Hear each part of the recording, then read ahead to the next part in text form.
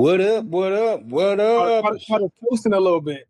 Doing a little toasty toast, you know what I'm saying? Hopefully not scorching, just a little toast. Got to toast the foot. Getting a little. Don't want it to get too black there, you know, where we totally torch the thing, but you know. But you want like a little char on your cigar? I'm trying not to. That's when I get impatient. I'm about to get a little char on my finger though if I ain't careful. You know what I'm saying? Shoot. That thing all the way down. All the way down. It's burning too quick. Burning way too quick. My first one broke on me, so I panicked. I went to break it. I went to strike it, and it split right on me. I said, "Oh no!" And then the countdown started going. I was like, "I ain't gonna make it." So you gonna make it? Hey, it's all good. It's all good. They need to see the process. You know what I'm saying? How we also, yeah, the little bit of the struggle. How we gently toast our sticks. You know. Yeah, a little bit of that, a little bit of that, a little bit of that. But man, oh man, I look forward to this cigar. I had a little vacation this past week, and I did not actually have a cigar on the entire thing until yesterday. So you did not have a cigar. Did not. So what kind of vacation is that? With that beautiful scenery that I seen that you had, and you had no cigar to. You know what? I quietly did notice that. Because if you did have a cigar, when you sent me, you'd have known I had a cigar. I would have known you had a cigar. That's right. The cigar would have been very prominent in the scenery. The cigar would have made sure my face wouldn't have been in it, but the cigar would have been in it. You know what I'm saying? The fact that the cigar would have been peeking in there, would have been in the backdrop, would have been something that signifies that yes, you are having a nice little smoke while you were enjoying your beautiful views, which were very beautiful, by the way. Thank you. The cigars would have been the star, my boy. I wouldn't have had it in there like Waldo hidden. It'd have been out in the forefront. And to make it a little sad, you were in a very cigar prominent, without giving your location away, you were in a very cigar prominent region of the country. And I'm kind of disappointed in you. Kind of disappointed. Hey man, you know, the family don't make it about me on these, man. If they did, they'd make sure I got my cigar time in. At least a little bit, at least one of the stops, because I know there's at least two good stops in between a couple of the places that you were. You should at least made one of those. One of them was very necessary, especially in a specific historic district. You needed to be there. You needed to be. I got pictures of probably the district you looking at from a distance. I didn't. You didn't run through? You didn't run through? I didn't run through, man. I didn't. You know, I gotta get the pictures and forward it to you, man. I made sure they were taken, but I was behind the wheel, so I didn't get to snap that. You know what I'm saying? Yeah. But it's all to the good, though. You know. Yeah. I'm gonna tell you what I did notice on this trip, though. That was very intriguing to me. And for some reason, I guess, you know, I don't be out and about in the streets too much when I'm in my own neck of the woods. So I just don't be paying attention to it. Or maybe I'm just locked in on what I'm coming to go and do. But while just out on vacation and just being surrounded by lots and lots of people and just kind of looking around, I noticed there is a huge divide in fashion among the youth versus the young adults. Okay. You know, now we are the millennials, right? You know, and then you got Gen Z who does their best to just be anti-us. You know, I guess because they like the little brothers and they don't want to be like Big Bro for some reason. I don't know. They want to create their own path. So I look at the young adults today.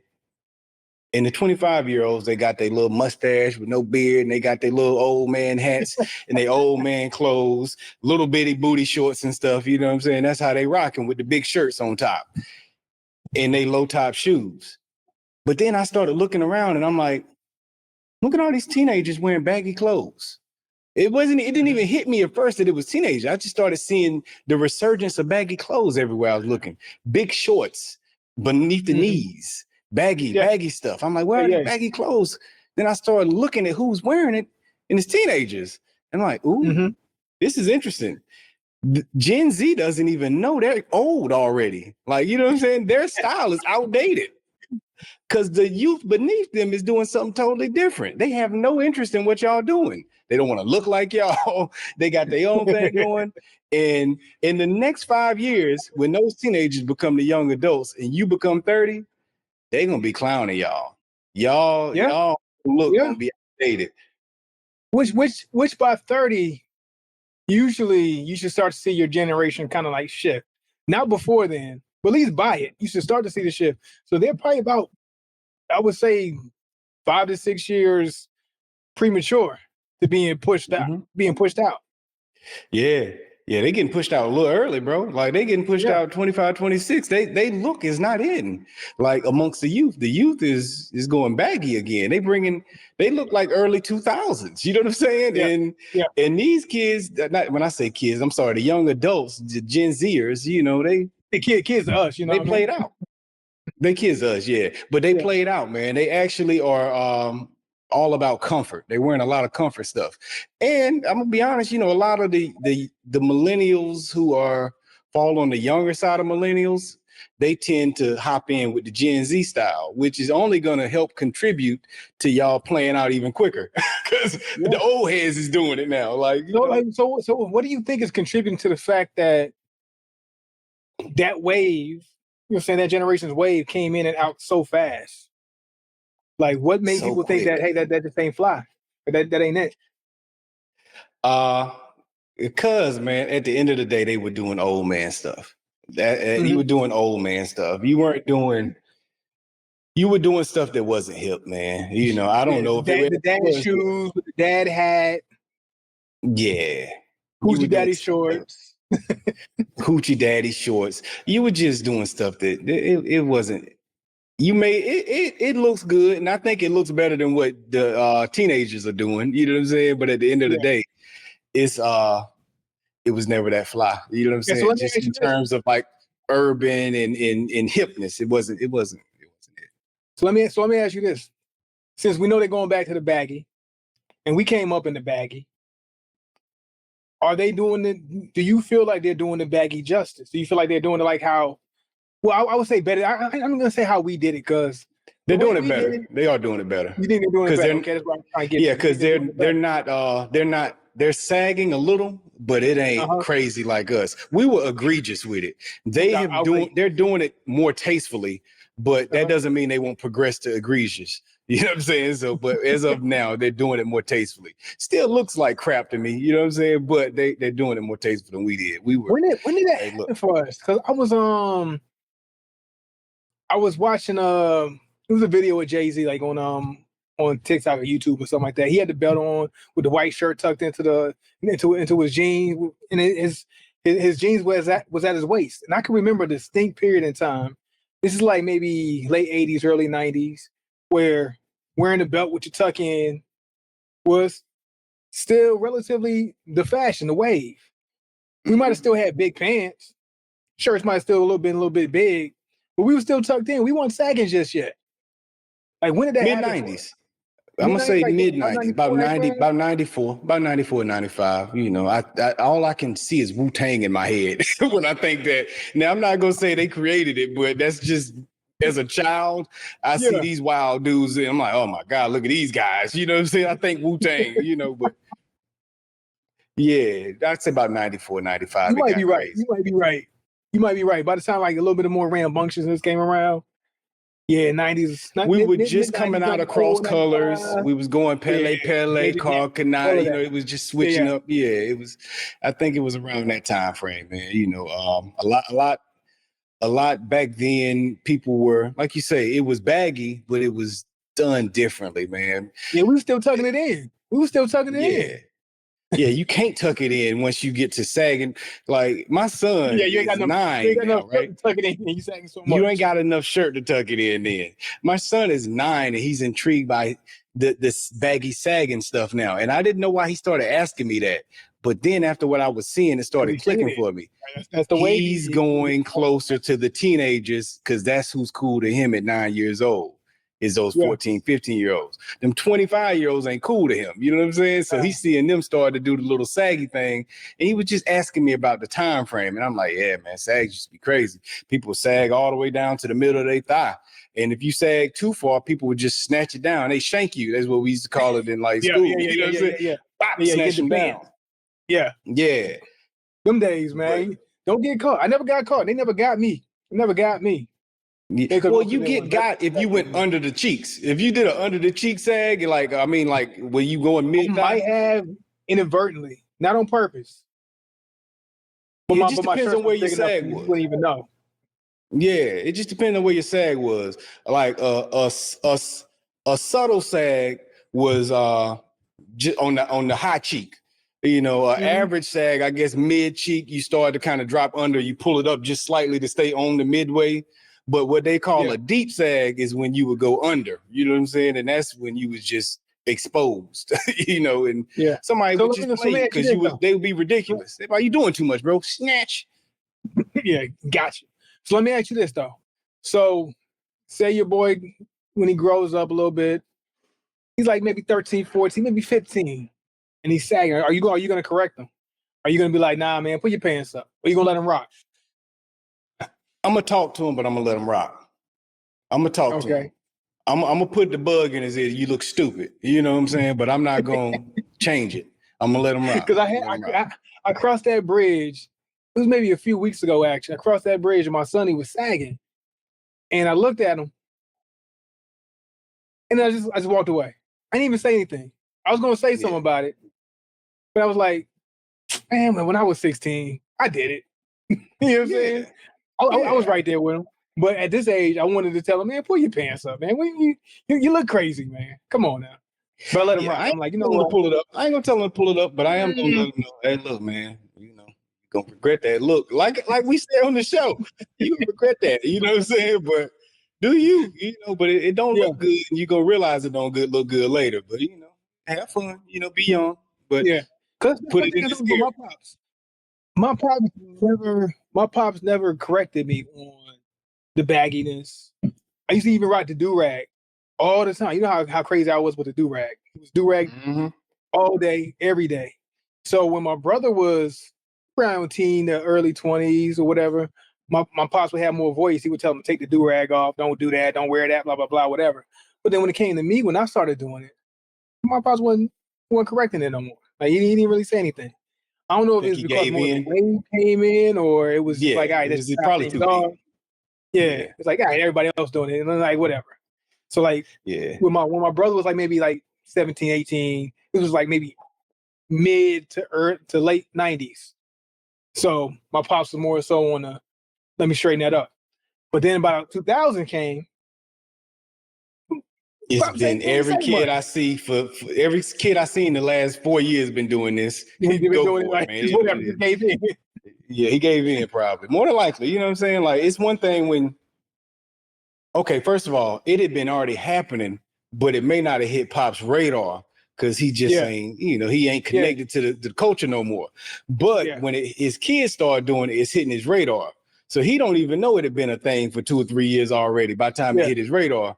And then he see his kids, he corrected. But then after his kids put it on his radar and he see it for another 3 years and then you come around doing it, it's just like. Yeah, because Tez is what, like 5 years older than me? So by the time he preceded me at like 17, you know, by the time I hit 17, 5 years later, it's like, all right, just roll with it. So you think that'll be a situation that you might have to deal with? Like, all right, well, that's just the wave. That's what it is. I don't know if it'll be the baggy sagging thing because I don't think he as a kid his age he ain't gonna have that freedom quite. He's gonna be a teenager before he really get his full clothing freedom. You know what I'm saying? More than likely. So I don't know that wave gonna still be in by then. But but but it'll be some wave that I'll have to deal with that I'm like, I don't like. So what age do you feel like whatever his fashion decisions are on his own? Because I'm assuming at 9, you're still in control of his fashion sense. Because of course you're buying the clothes and you're kind of, you know what I'm saying, guiding him on how he's going to dress, regardless. Like because he really can't make those decisions after he has the clothes, now you can decide, well, I like that shirt and I like those shorts. I'm gonna wear that. He's gonna pick out his own clothes, but at the same time, he ain't really calling the shots as far as what he has in his wardrobe. That's on you and mom. Generally, yes. Now I'm gonna tell you something interesting about that. My son has been picking out his outfits probably since he was 3. Yeah. Yeah. You know what he like? His outfits. You know what he like? Not to buy, but what's in it, matching it up. What's in it. Okay. Yes, he's actually been matching his outfits for a long time. And when he was younger, if he made a mistake, I'd tighten it up. But generally speaking, he's done well matching from that stage on. So I haven't really I ain't picked out my son outfit in about 5 years. You know, like he's been on his own picking out his outfits since then. But because of that, he's now at a stage where he's starting to pick clothes when we go to stores. He'll point stuff out. So he started picking out, like trying to choose. I would start around 6. I started being like, what you like over here in this area? I wouldn't buy it, but I just was curious because he did so well matching. I wanted to see what his fashion was like. And he made a lot of poor choices, and I would never buy none of that stuff he was picking during that time. But in the last 2 years, when I do that with him when we in the store, his choices are getting better. And if you see certain things, like now, even for Christmas, birthday, he'll be like, I want those Nike shorts. Can I get those when this event comes around? You know, and he got several clothing items that he's just picked out, even from his birthday recently. Yeah, that he wanted. And we was like, me and mom was just like, that is fly. He can get that. You know what I'm saying? So we'll get that for him when this come around. So he's already starting to do it. So he may be on the fast track. I say that to say he may be on the fast track to getting there sooner than expected. But, you know, I still think he'll be close to the 12, 13 before he really. I like to see, especially when he gets a little old, I can't wait to see how his fashion sense is going to be and then how you're going to respond to it. Because I want to look at how you respond to how he decides to dress himself. Because like what I've been experiencing over the last few years, like my son, like he gets his own clothes. So he's a fashion head, right? Yeah, he likes to put his fits together, and he's really taking ownership of getting his own clothes. I'm like, where'd you get that from? Where'd you get that? I ordered it, and I ordered this. I'm like, all right, well, okay. You know what you like? So mainly the thing that we'll do is we'll buy the shoes. So he'll already have some like outfits and things in mind and that he's already bought, but then he can't wait to put together because he's just waiting on the shoes to go right with it. Yeah. So like we'll get the shoes, but he already had the fits ready to go. So we get him a new pair of shoes, and all of a sudden he got these new outfits on. I'm like, when you get these? I had these. I was just waiting for the shoes, pretty much. Yeah. So it was like, all right, okay, all right. Sometimes I want to be like, man, that ain't it to me, in my opinion. But at the same time, I'm like, all right, this is his generation. This is his wave. He know what he like. He put it together. Yeah. And I think it works for him in his era. I think most of the kids of his peer group respond pretty well to him. So a lot of this stuff is pretty fly. Good choices. But I think as far as with his generation, he's pretty fly with his generation too. So I give him his little props on that. So I'd be curious to see where your boys go, and then how you're gonna respond to how they're putting it together on their own. I'm gonna give them the freedom. The youngest ain't doing as good as the oldest. You know what I'm saying? So we'll see. You know, my wife might blame me for that, but I might blame her for that. You know what I'm saying? We blame each other for the youngest's lack of putting it together yet. I'm like, you know, she look at where I'm at fashion wise now and think that that's my taste, and it's like, no, not necessarily. You know what I'm saying? Like. Because I used to put it together when I was younger too. I'm restricted to like my freedom of being able to do certain things. Yeah, like I can't be as fly as I want to because you know what I'm saying. I gotta prioritize other things. Right. I'm like, you gonna be shocked one day when you see the real me. You don't know the real me yet. You know, I'll be wanting to tell them. You just wait. Like we'll see who's really the fashion problem between them two. I mean, the cause of that, but. Yeah, I'm gonna give them freedom, bro. I'm gonna let them be what they are.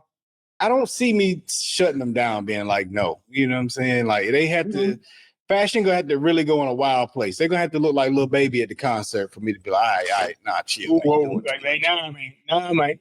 Can't let my boys dress like that. Can't go out like that. Yeah, man, shiny thighs and stuff all out, man. I don't need them looking like that, man. Lil Baby, the thighs glistening. Come on, man. Come on. Glistening male thighs. I ain't with that, man. Nah. But aside from, going too extreme, they can have it. If they sag, they sag. I like you said, I can't allow myself to be that level of hypocrite. But I was never an egregious sagger anyway. I was a low level sagger, but I bet your pops hated it though. Whatever it was. Yeah, he took his shots. No, but he took his shots. My mom was pretty like, let him have it, you know what I'm saying? But my dad was the one who took his shots at it, but he never told me he never changed nothing. He let me be free. Let you be. Grandma would be like, pull your pants up around her, but I knew to pull them up when I got around grandma. But other than that, I was cool. We knew. Yeah, we knew. There was certain times you knew how to straighten up. Yeah, you pull them up and you tighten that belt up with the little threads in it and just stick it in one of the threads and let that thread hang down around grandma. But that was it. Yeah, tighten that belt up. Yeah, man. Hey, it'll be interesting. I love to see where things go when it comes to fashion. And you know what I'm saying? I'm trying to join my wave just like you said you are. You just wait. Till I get my little bit of freedom, little financial freedom, and I can dress the way I see myself in my head. Yeah. One of these days. Who I am internally is not always reflected externally, but y'all gonna find out. You know what I'm saying? Exactly. Yeah, man. But the stars of the show. Kind of late getting to it, but it's all good. It's all good. Yeah. It's never too late because we've been flashing it up. We've been showing y'all what we smoking, and I got some quality, in my opinion, pretty good on the smoke.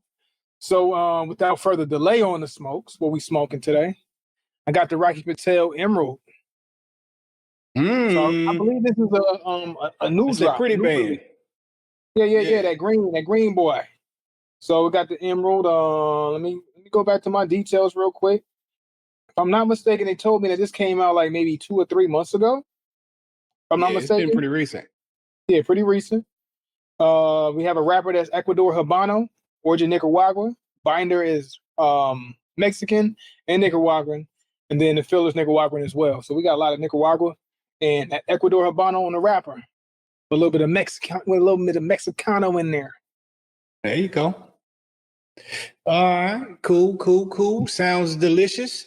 It sounds like something I want to try regardless of the outcome today. But who knows, man? Rocky probably got a new one out already, man. So I can probably miss this one. But always got something coming. Yeah, you do. So for me, I got the Aging Room Quattro Nicaragua. And is there more to that name? It is Nicaragua Maestro. Yeah. Nicaragua Maestro, and everything on this stick is Nicaraguan through and through. Yeah, by the name, top to bottom.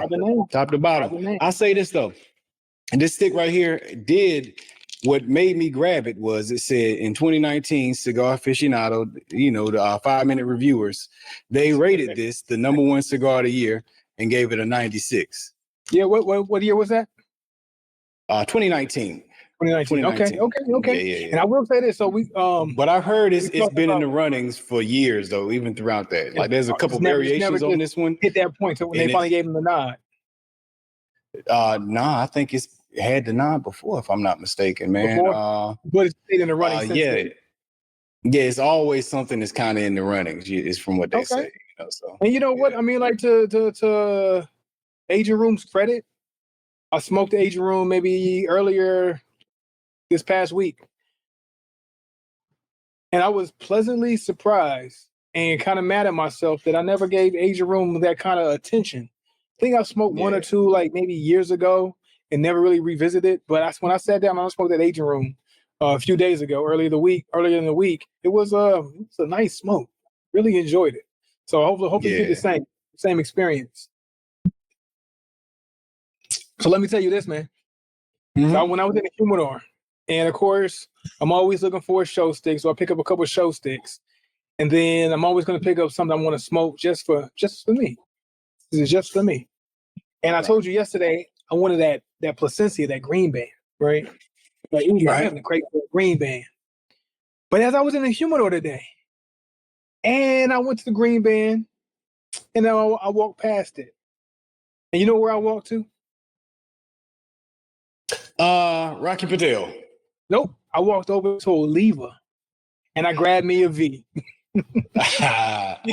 I had a choice for a $20+ cigar, $20+ cigar, and it was between Plasencia and Oliva V, and I grabbed the V instead.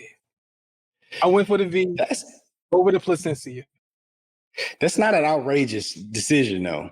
It's not. It's not an outrageous decision, but it's a matter of preference for the moment decision. Yeah. But it's like, I never thought there would be a time where I'm in the mood for Plasencia, but I say, give me that V instead. After I looked at that V, I walked past and let me look around a little bit. And I saw that V and I thought back in my head, but that Plasencia. But then I looked at that V and I said, but that V though. I need that V. Give me the V. And I grabbed the V and I left the Plasencia in the humidor. That's telling. That's telling. That is very telling. That is telling, and it makes me very intrigued for December. Yeah, yeah.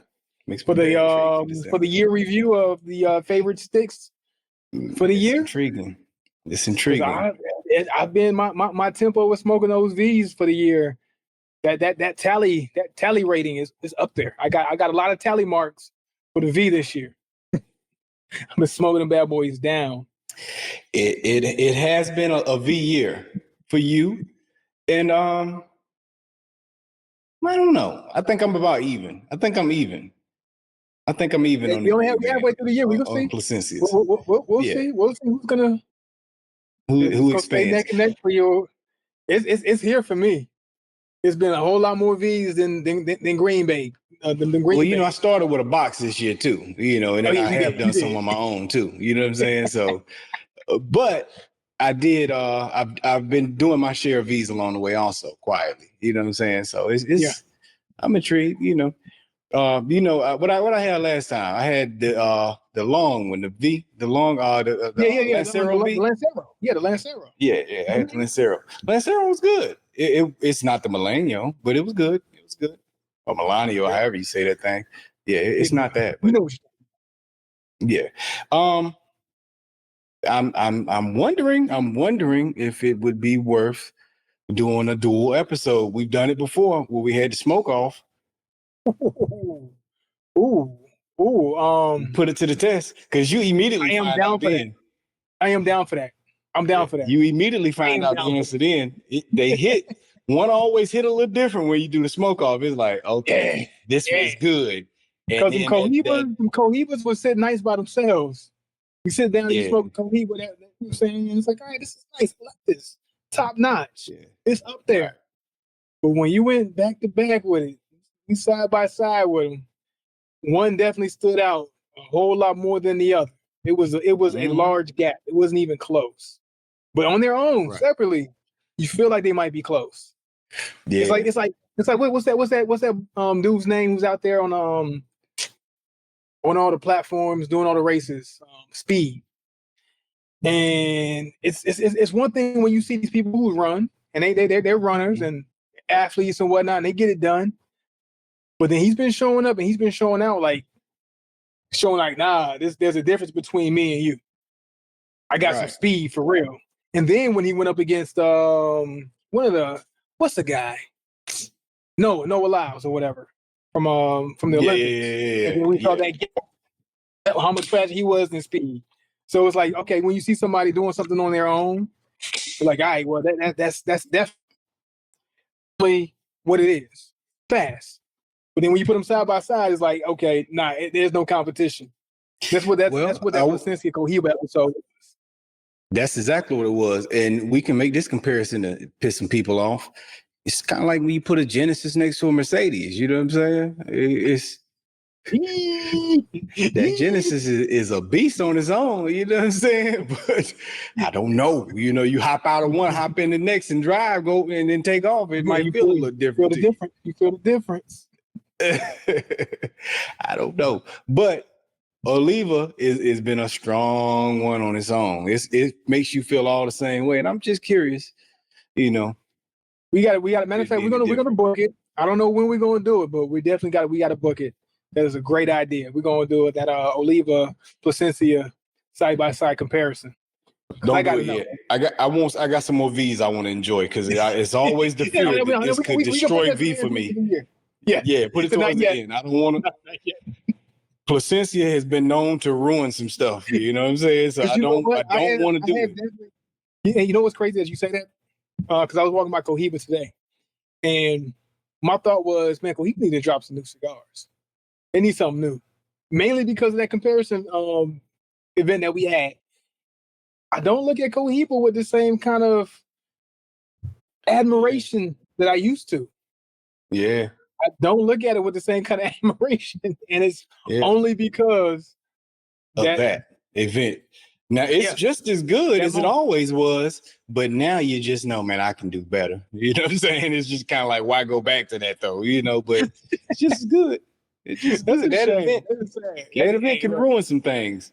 And the V is too good for me to allow it to be ruined yet. I got some more enjoying to do before we do that, bro. But you know, it's like when somebody gets in a rap battle, it's like they're gonna ruin, and they'll ruin your career. They will ruin your career. And it's like Ja Rule, he was good when he was doing his thing, but then 50 Cent just ruined. Like, not saying that 50 Cent is that much better than Ja Rule. My opinion, he's not. Sorry, 50. But it's just the battle just ruined the career. The luster of something, yeah. Yeah, it's just nah. We're good on that now. We don't need it anymore. It's okay. Yeah, man. Yeah. What did I miss? Speaking of, but man, Drake. but man, we'll keep it pushing, man, in the conversation, man. You know, I want to kind of touch on some news. You know, it's new for us now at the time of this recording. It won't be new by the time this finally gets posted, which could be a week late. You know, who knows the way we roll. But but I'll say this, man. Shannon Sharpe has finally got his case done, you know, with the girl that he had all that mess stirred up with. The little young girl he was alleged of taking the cookies and all kind of other little freaky stuff he was doing. It got settled.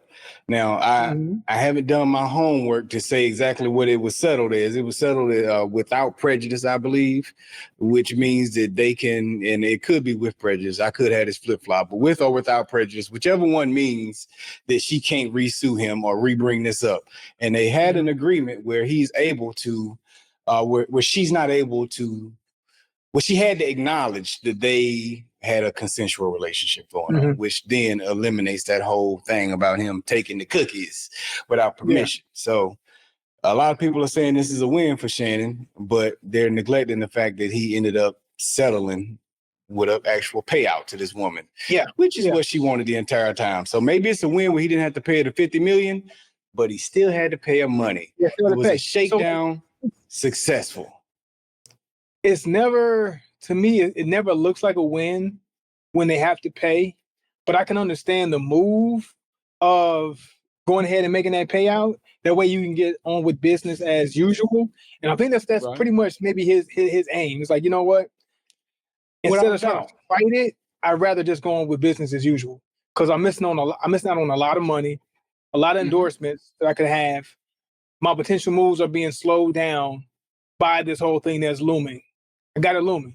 So it's not a complete loss for him. To me, it's not a complete loss for him.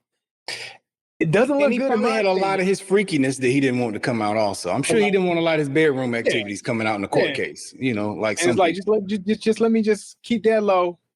It is what it was. And I want to get on to business as usual. So that's what I'm looking at it as. Not necessarily that he won, but it's the fact that, hey, look, I'd rather go ahead and make this payout so I can get back to making the money and make this money back.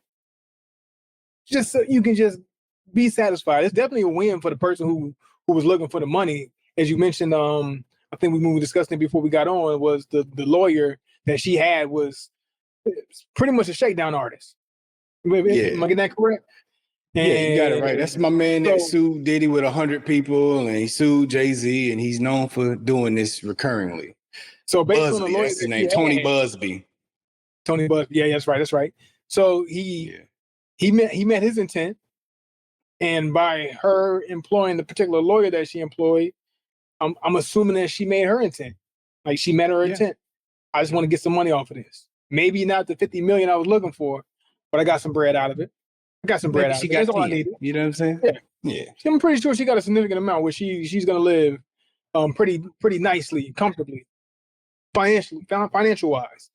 If it's something that it was a whole shakedown setup, I'm not necessarily a karma guy, but karma would get back if it wasn't legitimate, and it was just to get a quick lick and make some money. Karma's gonna handle his business, and that'll be taken care of on another plane. But at the same time, she met her intent. She got some bread out the deal.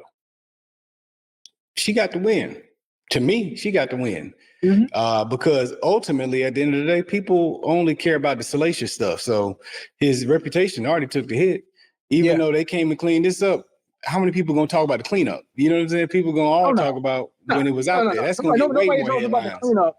Like if anything, like okay, we might not talk about it as much, or it might be like, all right, water under the bridge. But at the same time, the satisfaction for that individual in the moment of, look at what I did to you.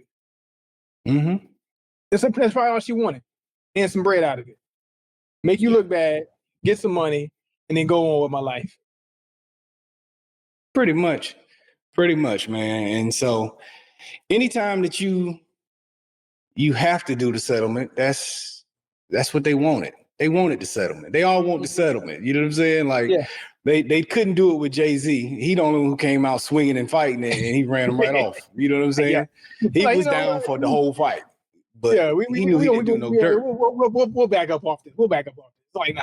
They backed up off that. You know what I'm saying? But the other ones, they don't really want no fight because they know there is something to be found out about me. You know what I'm saying? And that's just the dirty side of the game. If somebody has something legitimate on you, even if it ain't what they're claiming, there's other stuff I don't want you to know. Yeah, maybe I didn't take nothing from you, but maybe you had me tied up calling me the N-word, whipping me in the bedroom somewhere. Or you're putting something in my mouth and I don't want that out. Or maybe you're rubbing something on your nipples.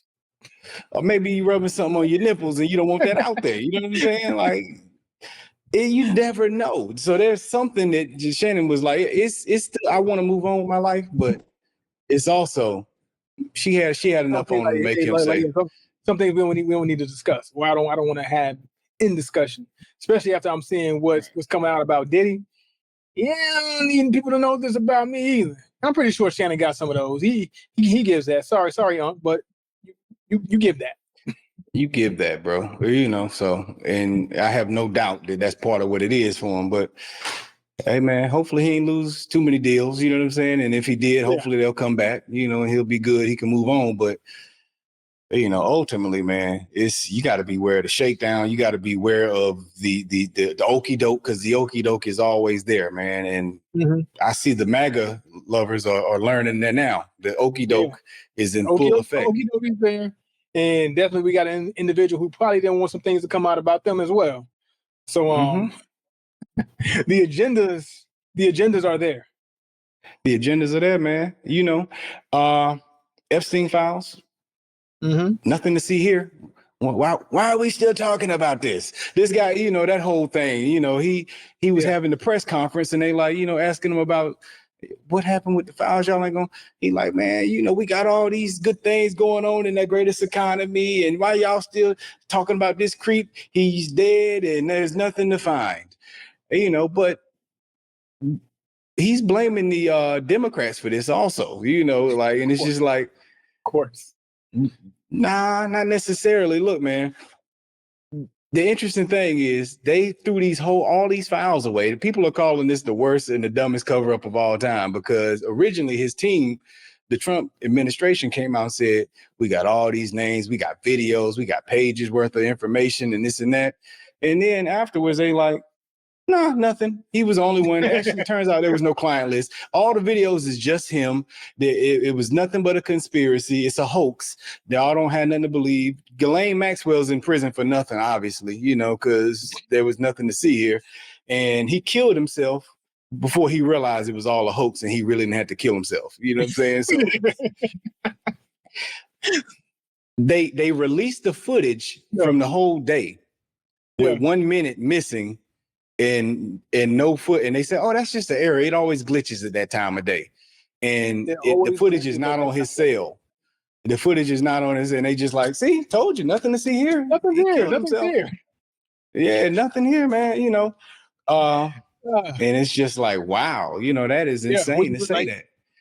Then he signed off on firing the prosecutor that was over all of this stuff immediately afterwards. Presidential sign off, his signature. Get rid of it. Get him up out of there. Get him out of there. Keep him quiet. There's nothing to see. Elon Musk said the reason it ain't gonna come out is because his name's on it. You know, but we all knew his name was on it because years ago when they had the flight list, his name was on it. They got videos of them hanging out together. They got letters they wrote to each other. They were buddies. Like, you know what I'm saying? Yeah. Which is why we talked about, hey, look, there was an urgency to get back into presidency, get back into the White House so I can make and shake and do what I need to do to make these things go away. It seems that way, doesn't it? You wonder to yourself, why the urgency to get in so bad? They don't want you in. They tried to shoot you to kill you. I think it's a desperation to protect your legacy, you know, at this point, because what else does he care about other than his legacy looking a particular way? You know, as an ego maniac, I would think so. That's it. I mean, and then that's a sad thing that somebody would be driven to run a country for the purpose of saving their legacy. And without saying too much, because he is my boss, unfortunately. He is my boss. He is your boss. That's what it definitely looks like. When it comes down to it, and you look at some of the claims, some of the things that were out there, and some of the things that's been happening since then, there's been a desperate approach to preserve a legacy of an individual. Not necessarily, not the legacy of the country, not the legacy of all these other individuals that we want to make sure that this is solidified as American culture, American history, but a personal approach to making sure your legacy is packaged perfectly with a bow. Not perfect, because we already know that there's things, but hey, look, without seeing the egregiousness on the far. You don't want that. I don't want that on my name. Yeah, because I can deal with some of the things I said. You know, the shock value, the shock and awe of some of the actions that I had. That's nothing. That's nothing. I did that publicly. Yeah, that's fine. You know, I wanted y'all to see that. Yeah, I wanted y'all to see that. I acted that way on purpose because we know all the things that he said was particularly an agenda to play to a certain group, to get them on board, to say that's my guy. So he's willing to take that hit because it was all by design anyway. Right. But all the other things that could really damage an individual and put an individual away for a very long time as well. That's the legacy, and that's the approach of saving who it is that I am, saving face rather. Right. And that's what I take. That's what I take this whole rush to presidency. Look, what's the look like? Because it's just too much craziness, man. Too much craziness. Yeah. But the world we live in America, this is America. This is America. Yeah. Everybody acknowledged that this thing existed. And then suddenly, magically, after he gets in office, it doesn't exist. But even more magically than when he gets in office, I'm going to tell you when it really magically suddenly didn't exist anymore. What's that? When Puffy is found not guilty on all the big stuff, the RICO stuff, and he's only found guilty on prostitution, then gone. You know what I'm saying? Hey, man, ain't nothing, man. Ain't nothing to see here on this Epstein stuff. I feel like it. Let's get into some conspiracy talk. It almost feel like the distraction and the play was make Epstein not the creep in Hollywood. It was Puffy. You know what I'm saying? Puffy was the creep in Hollywood. And we all forgot about Epstein for the last 2 years because we were all so in shock of Puffy being this. And there was all conversation about what he was doing and the rings he was running and how all these celebrities gonna come out. And in the end, once they took his behind the court, there was nothing. They had nothing on this guy. to say the stuff that we all thought it was going to be as far as a conspiracy. If they had it, they would have made it known. They didn't have none of that. He was just a creepy guy with problems, but he was not he wasn't running a ring and just taking kids. If I'm not mistaken, he wasn't what you said. He just a creep that got flaws. If I'm not mistaken, there were several federal prosecutors that got relieved too, right, from his case. Yes, they got fired. They were on his case. Yeah. People got fired off that, man. And it's just like, why fire him? Because they couldn't paint him to be what you wanted him to be painted. It distracted us from Epstein for 2 years. As soon as the case was over, everybody was like, all right, back to Epstein, because we still ain't got our answer. Like, because I mean, sitting back watching the Puffy thing, right? Because I still feel like there's some guilt in Puffy's life, some things that he's done, but it was nothing within that trial that was even a point for it to even be a trial. Right. I always kept waiting every single day, like, okay, when's the big bust gonna come? When's the big thing? And just kept being the same conversation over and over and over again about the same thing with just different players, whether it was this female or whether it was Cassie or the other person or whatever. And it was like, and we keep going back to Cassie. Then we talk about this, and then we go back to Cassie, and we talk about this, and then we like, it's just this whole hamster wheel of a case. The whole thing was, it was garbage. The whole thing, it was garbage, man. The whole thing was, they found out the dude was into making real life pornography. Yeah, that's it. Was doing. That's it. He was making real life pornography with the women he was messing with. That was it, man. That's the end of it. He didn't have a ring going on. He wasn't passing them off to all these other people. He wasn't trafficking children or nothing weird. He didn't have this Hollywood thing where he had them on tape and he was messing with everybody and raping men left and right. It was not none of that. Like, you know what I'm saying? He just had 2 or 3 women that he wanted probably to make more with. But that was all they were able to get to talk. And that was it. It could have been more, but even the government themselves didn't feel like none of them was legitimate enough to bring on to win this case. Because if they did, they would have brought him on to win the case. They lost. You know what I'm saying? So they didn't bring him on. The only thing they could prove was that he paid for prostitutes, you know, and you can get that on a lot of men in America. You know, you just ain't going to. But it gives the feeling that was the distraction. And we're going to have the black villain, and we'll be able to point the finger and say, he was it, nothing to see here. And when you couldn't do it, everybody looked, all right, back to Epstein. Oh, nothing to see there. That's done too. Yeah. But if they could have, like, I was wondering, like, before you mentioned this, like, I didn't hear much about it, but it was weird the other day. It might have been yesterday or the day before. I saw this post where it had Diddy and like the spider web of influences and victims and stuff like that. And then it had Epstein on the other side with his whole little web of things.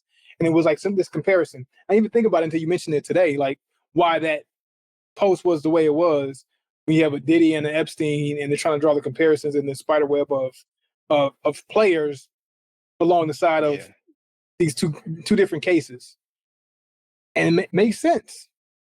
Use Diddy as a fall guy to create this smoke and mirrors so we can handle this business on the other side. Well, y'all not looking. We're gonna start deleting this and getting rid of that, and because we're all fixated and focused on this high profile guy that we know is the party guy, so it makes sense that he would be it. We all think he's a little so it's probably And it's always more interesting. Somebody we've been watching on TV for 20 years versus this random guy that we never heard of. Epstein, none of us know him, but we know Puffy. You know, so that's more interesting. All right, so let me ask you this. So we never even discussed this, but we talked about Puffy at large for a while, and we talked about some of the other things. You know, the holding people over the balconies and arming people. He's a foul, dark dude, but he's not that. But I'm just, where was all that in the case? And not to make this a Diddy case thing, but where was all that in the case? Like all the things that when we saw LB Shore pop up, that we thought it was going to start coming to light, and the Jamie Foxx and all these other things Kim Porter's, none of that stuff made it into the court case at all? Nothing, none of that. How did you feel illegal about guns it? didn't come in. They could have got him on that. It made me feel like they didn't have none of that, and maybe they didn't have illegal guns either. You know what I'm saying? Because they would have got him on it if they could have. Yeah. They didn't have nothing that seemed believable enough that they thought they could win a case with. That's not to say he didn't do it, but it was not enough evidence to win a case. He probably did. That's what I'm saying. I have no doubt he's a piece of crap, but at the same time, there's not enough to beyond reasonable doubt for people. Mm-hmm. It was, if they felt like they had it, they would have used it. Look how weak the case was they had. That was the best they had. Like, you know what I'm saying? So weak. Like after a while, I really started just tuning it out. Like, why is this even still in my YouTube feed? Like, why am I I would listen to a few minutes of the play-by-play today, and it's like the same thing. You just kept hearing the same thing over and over every single week, every single day. And it's like, whatever. It's nothing. If you follow at a certain point, you were just following to be in his personal business, but you weren't following to hear that he was this criminal. Like you hear now, as a character, as a human being, he's immoral. You know what I'm saying? He's an immoral human being, but he wasn't a criminal he portrayed to be. They didn't prove that. Still believe he's a criminal, but but they just didn't have, enough to prove that. We all for years thought it was going to be all of this good stuff, and it just didn't exist. I think he was the fall guy, and this is all conspiracy, but I think he was the fall guy, and when it didn't work out, fire her for not making it work, and fire everybody else that was a part of that, because y'all was supposed to get that done. Let me sign off on that, and there's nothing to see here. And even people were calling them out on their lies. The Trump administration called them out on their lies. But you said this was going on. Oh, I said that? Yeah, but I didn't mean it that way. I mean this way. You know what I'm saying? We just had one nice little spin moves. Nice little spin move.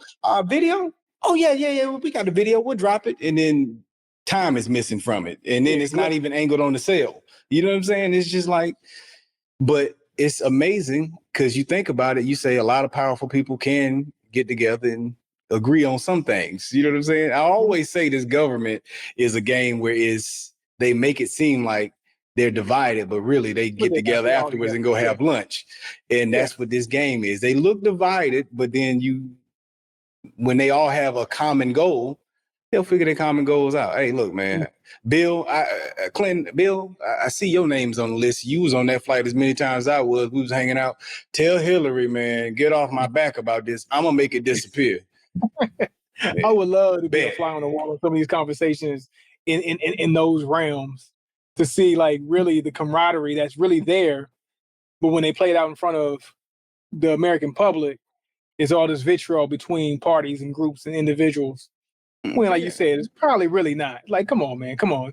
Like you said, tell Hillary to cut it out now. Cut it out. It's all for show. It's all a show, and it's all for entertainment, and it's all to keep us divided. And the only way to keep us divided, the only way to control a larger group of people, 1% can't control 99% unless 99% subdivided in multiple categories, which is what we do. And then, and then I have to decide. Me personally, I have to decide, does my blackness win this category or does my gender win this category? Does my sexuality win this category? Or does my money win this category? The nation, now you're dividing the individual, like you said. Now you're dividing the individual into 3-4 different parts. Yeah. So not only is the nation confused between the states, the counties and the regions and the neighborhoods. Now I got to go in my house. Down to the neighborhood. And now I'm divided and I'm conflicted within myself. Yeah. You know what I mean? On multiple levels. Yeah. Like, do I like Trump? But he's a crypto president. He likes this whole crypto thing. He gonna sign this crypto bill like he did the other day. Yeah. Let me side with Trump because I can stand to make some money out of this. I don't like the dude. Does my finances win or does my race win? Now I got to decide between black or money. So being black and broke. I might as well be black and have some money in my pocket. And then you make these decisions within yourself. You know what I'm saying? And before you know it, we're all very controllable. because eventually one of the categories you're gonna fall victim to. You know what I'm saying? It's just, you ain't how hard can I play for whichever one's gonna sway you to fall in line with the way I want to do things, or with my leadership, or the push things in my direction. Makes sense. Makes sense. Because think about it, bro. You don't ever hear, when the Republicans in office, you don't ever hear the Democrats talking about how poor they are. When the Democrats in office, you don't ever hear the Republicans talking about how rough it is on their pockets. Everybody, y'all still succeed just fine regardless of who's in office. Why is that? Because y'all all meeting each other's core needs. But you know how to play good cop, bad cop. You know what I'm saying? Okay, half the population gonna be into this. Half the population gonna be conservative. Half of them gonna be liberal. So, you know, y'all just play to them, I play to them. And we know the game, you know, especially to get back into the race thing, us as black people, we know, especially know the game if you know the history of what the Democrats in this country have been. So now all of a sudden they my friends. You know what I'm saying? Like, you hated me up into the 60s. You know what I'm saying? So like, it's all a show, man. It's a game. It's all a show on both sides. Yeah. But all right, man. With that said, let's talk about the stars of this show. These cigars. Let's do these final reviews, man. All right. I can kick it off, man. I'm gonna go with the I got the Aging Room, Quattro, Nicaragua, Maestro. Boom, there we go. That's where I'm at within this. And for me, this particular cigar has been a medium to full body stick, was what I say. It has an excellent aroma. It has been a very, very smooth cigar, man, all the way through. Amazing how smooth it's been considering the body on it, the profile on it. You know what I'm saying? It's been a pretty strong, but so smooth, bro. So smooth, man. I would say this cigar has it gives you a richness to it, a little bit of peppery zestiness to it. You know what I'm saying? It's got some chocolatey notes in it. It's got some caramel notes in it, a little bit of nuttiness. I've been drinking espresso here, so I don't know, you know, but I pick up on a little espresso with that. It feels like there's been a little bit of cedar that I picked up on it. It's been hitting me in multiple different notes, man, and it's been just a pleasure all the way throughout. You know what I'm saying? All the way throughout. One of them sticks that you can't put down. And as we had the conversation earlier where we were talking about Oliva and the Plasencias, and I just was in my own head thinking to myself, I wonder how this cigar would do with those. You know what I'm saying? Because it's been good like that. You know what I'm saying? But I don't know that it is that yet. I don't know. You know, I have to spend more time with it. But EQ'd in the realm of a Plasencia, I don't know if it's perfect as Plasencia, but Plasencia-esque EQing with the blend of it, man. But the difference is, you know, Plasencia is so perfect, it sometimes get weird picking out notes. The notes are more obvious here, but they just all go together like a hand in glove, no OJ. You know what I'm saying? And it's just been great. I would say they rated this cigar a 96, and I understand it. I understand it. Now, will I give it a score that from 1 to 5 that's the equivalent of a 96? I don't know. But what I am going to go with from 1 to 5, 4.6. So it has been a very enjoyable stick, man. Shout out to Aging Room. You deserve all the accolades and credit that you get. Oh, absolutely, man. I gotta grab that Quattro, the Maestro. But the Aging Room, I wish I can remember which Aging Room I had. But I had a similar feeling, like this was a really, really great cigar, and I should be smoking this a little bit more.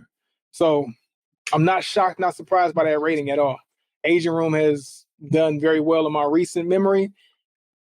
I didn't expect that, but I didn't expect anything below, but much more below where you rated it. So nice. Nice. All right, man. So my Rocky Patel Emerald. Really, really good smoke, man. Had that classic Rocky Patel pepper that hit me in the very beginning, but very smooth pepper. Like it got me there, low punch in the chest, but then rolled that nice little hit real easily. Like the ease of the pepper was perfect. I don't think anybody could do it any better than how Rocky Patel usually does it, and no different in this Emerald. And with that said, Some of the other tasting notes that I got outside the pepper was like some wood chip type of notes. Maybe a little bit of cinnamon that was in there. I don't know if that had anything to do with the beverage I had. I had a little coffee. It was a latte. You had a little latte. But it had some nice little cinnamon nutmeg type of notes that came in there. So that kind of eased out the pepper a little bit, but kept the spice just right. So that pepper and the spice kind of dialed in with a nice little sweet cinnamon, easy going nutmeg type of spice, wood chip to kind of dial everything in. Of course, some good oak, some good earthy tobacco, and a little bit of hint of cocoa. They got me just right there. So the mix and the blend was done very, very well. I can tell with that. What was it? Ecuador. Was it Ecuador Habano? The rapper. I don't remember the rapper name. I know you had a couple Mexican ones in the mix. Yeah, and I think the Mexican filler type of deal. And I think that's what kind of added to that nice little spice. So it was a really good spice, but nothing too crazy, nothing too outrageous. If I had to compare this cigar to something, I would compare this to the Conviction. If you can think back to the Conviction, this cigar was somewhere in the realm of that Conviction. But I hate to call it this, like a poor man's Conviction, but it's kind of like a poor man's Conviction. So if you want to smoke Conviction, if you don't want to spend $100 for the Conviction, grab the Emerald. Get this. And it'll get you right there in that realm of how great that Conviction was. That's how good the cigar was, just not at that price point of a Conviction.